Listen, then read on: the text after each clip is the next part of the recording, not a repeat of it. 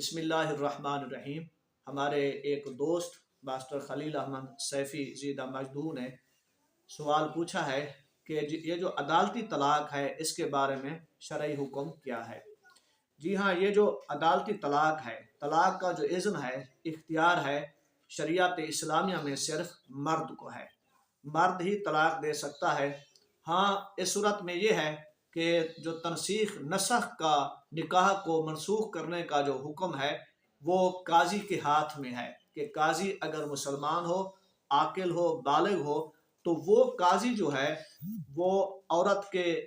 کا جو مدعا ہے، دعویٰ ہے، اس پہ غور کرے گا کہ اگر عورت اپنے دعویٰ مع الدلائل کے ساتھ گواہوں کی موجودگی میں اگر اس کا یہ مدعا ہے کہ اور مرد جو ہے وہ نامرد ہے اور وہ مفقود ہے، یعنی لاپتہ ہے، کئی سالوں سے اس کا پتہ نہیں چل رہا، اسی طرح وہ مرد میرے اوپر ظلم کرتا ہے، نہ نفقہ نہیں دیتا، تو ایسے حالات کے اندر جو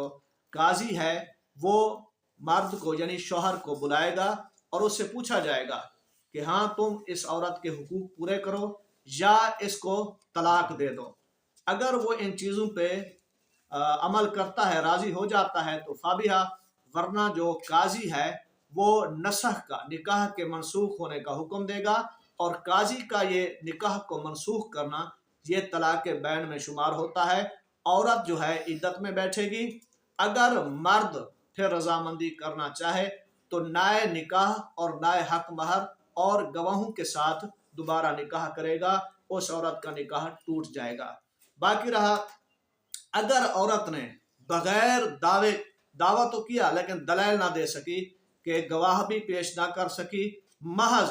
اس نے ریٹ دائر کی اور جج یا قاضی کے پاس جا کے اس نے اپنے شوہر سے طلاق کا یا تنسیخ کا مطالبہ کیا، تو اب ایسے حالات میں شوہر کی رضامندی کے بغیر نہ جج کو اختیار حاصل ہے نہ اس عورت کو اختیار حاصل ہے